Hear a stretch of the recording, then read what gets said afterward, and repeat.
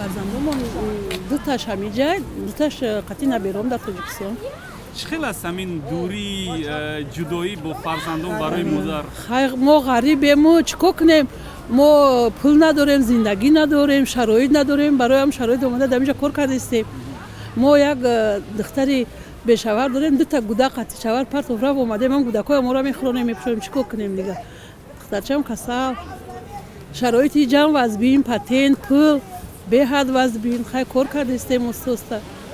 ба ойликҳои мисол 15-16-17 ҳазор мо кор кардем, патент месупорем, хонапули 5 ҳазор месупорем.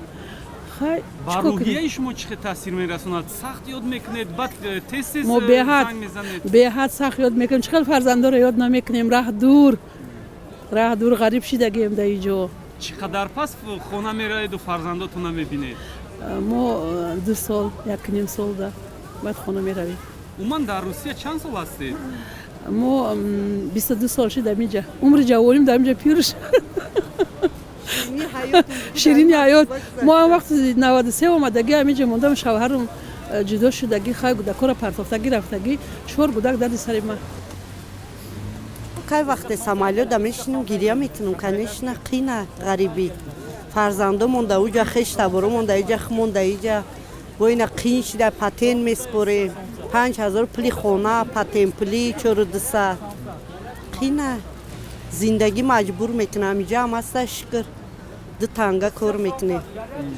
ман 2 фарзанд дорам, ҳар 2 фарзандом ҳамуҷа духтари калмимшу дора, набера дорам. у духтарам студент мехона, 1.5 сол шид намерам, пули мактаб месупорам, студента қина ёхи шароит. бурам ки ёрдам мекунам мара. ҳамиҷа ҳам аста шукр.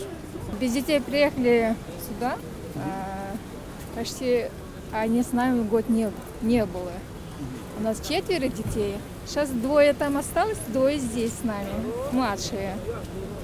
А с кем там оставили? С бабушкой. А каково женщине без как бы разлука со своими собственными детьми здесь? Очень трудно. Можете Очень. описать? Ой, если я плакать буду, если описать. Очень трудно. Они тоже скучают. Трудно очень. А сколько лет вы здесь, в России уже? И 2. сколько вот эта разлука продолжается? 2, почти 1,5-2 года.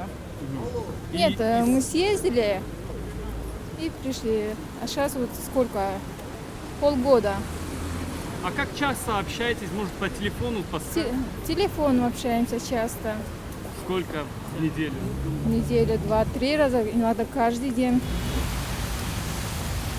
дури аз фарзанд чӣ хел аст? чӣ гуфта метавонед?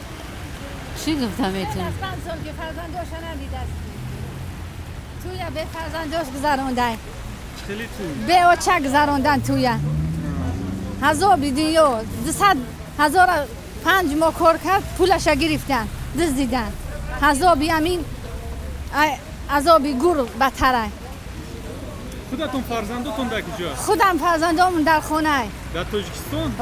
چه خیلی است یادشون میکنید؟ چه خیلی است؟ بچه ما یاد نمیکنیم شبی در روز خواب نداریم گریه میکنیم به فرزندم آدم زندگی میکنن بسیار زنگ میزنه چقدر پس زنگشون میزنه؟ شب تا سحر خواب نمیرم زنگ میزنم چرا زنگ نمیزنم دل جگری من ریختگیه چیکار کنم زندگی چند فرزند داره؟ چند سال است؟ خدا را شکر 4 فرزند دارم 1 سالی که میشه که میجایم کی تربیه کرده ایستود از فرزندتون؟ شوهرم مردگی خسرخش من چقدر شد از تاجیکستان اومدید؟ 4 سال 4 سال؟ یگان بار نرفتید در این مدت؟ چه خیلی میبینید فرزند اسکایپ، تلفن، خطی زنگ میزنید؟ تلفن صورتاشون هم میفرستن؟ خیلی کلان شدیم؟ او بچه هم ستودنت هست یا بچه دارم ستودنت هست خونده است شوهرم بر وقت نابود شد از نقطه نظر من خیلی قند است مخصوصا بازم خیلی هم قند است دور از وطن در مهاجری گویا خوندن تحصیل کردن زندگانی کردن خیلی هم مشکل است. В 2009 году. Вместе с детьми сразу? Я сама одна, потом через 3 месяца старшего сына, потом второго сына. В общем, весь семья здесь. Я гражданство получила в 2010 году. А в данный момент муж гражданин Кыргызстана, он там на родине, дом за хозяйством смотрит. А тут мне старший и младший сын со мной, Саха. А каково вот женщине приехать на работу без детей? Как было состояние ваше? Это очень тяжелое, депрессия, сколько слез мы проливали здесь. Ну что делать? От хорошей жизни, что ли? Если была бы такая работа, такая жизнь, мы у себя на родине были бы. Как плохо, без родных, без детей, очень плохо. Ради денег, ради работы сюда приехали. Чанд сол аст дар Русия кору 7 зиндагӣ сол шид дар Россияем. хуб як бора фарзандотон овардед ё чӣ хел? Не, вая омадагӣ будам, баъд хидм омадам. ҳама фарзандотон дар инҷа ҳастанд? О, ҳамаша мегам. чӣ хел аст умуман барои зани муҳоҷир инҷа кору зиндагӣ кардан мушкил аст? Не хай кадоме ки аҳидаи кор бироя, уқа мушкилиам надора.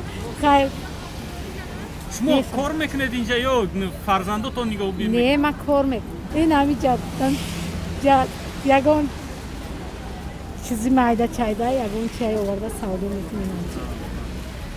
тоҷикистон тез меред? Не, нарафтам, 7 сол шид нарафтам болид. Хеши табора ёд мекунам ҳамаша. ما یاد میکنیم فقط بچه همویا خیلی وطن توجیکستان رو خیلی دوست میداریم نیکی نویلوچ اومگیم чӣ қадар пас фарзандотон оварданӣ ҳастен ин тараф? уже билет доран баъди як ҳафта мебиёд сеташ ман 5 кӯдак дорам 4 бача як духтар 3 бача меояд ба наздикӣ خیلی مشکلیه. دوی دیگرش چی کار میکنید؟ با کی میمونن؟ بایا میخونن. خاطی янгаш. Синфи якташ 8, синфи 6. Хаоянда бо вая мебиорим, насиб боша. Худо хоа. Я только осенью приехала в Москву, первый раз я в Москве. И вообще-то очень скучаю. Ну, разговариваю по телефону, но все равно скучаю. Сколько трудно. детей? Ну, у меня 3 дочки, 1 сын. Кому оставили? Ну, родителям, конечно, матери своей оставили. И как вы переживаете разлуку с детьми? Каково это? Ну, тяжело, конечно. Ну, когда даже по телефону разговариваю, плачу. Вчера дочка по телефону спела мне песню про маму. Обидно, конечно, что я оставила. Я уже сожалею, что оставила, но все-таки надо работать, кормить их. Трудно у нас тоже, тяжело в Киргизии.